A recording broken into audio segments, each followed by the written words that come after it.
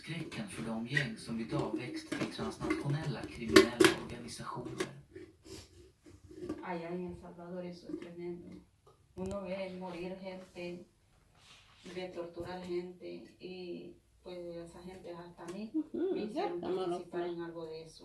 No en asesinar ni en nada, sino que como... Bara dra upp den egentligen. Är det sönder nu? Me obligaron como mensajería. ¿Cómo esos grupos controlan la vida allá? Ellos dicen cómo vestirte, ellos dicen cómo casarte.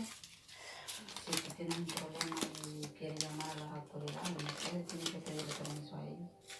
En todo tienen que pedirle permiso a ellos. Así controlan ellos allá. Ellos son los que mandan. Ellos son los que mandan.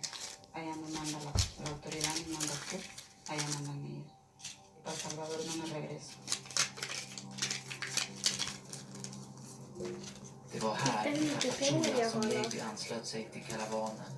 Att resa tillsammans är ett sätt att försöka skydda sig eftersom många migranter utsätts för våld och övergrepp under resan.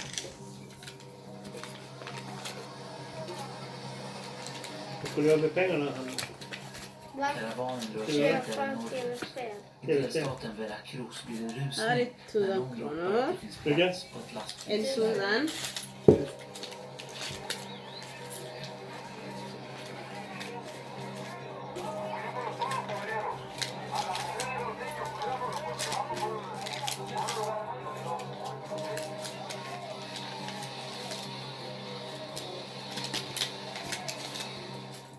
I skuggan längs vägkanten väntar en grupp som är särskilt utsatt.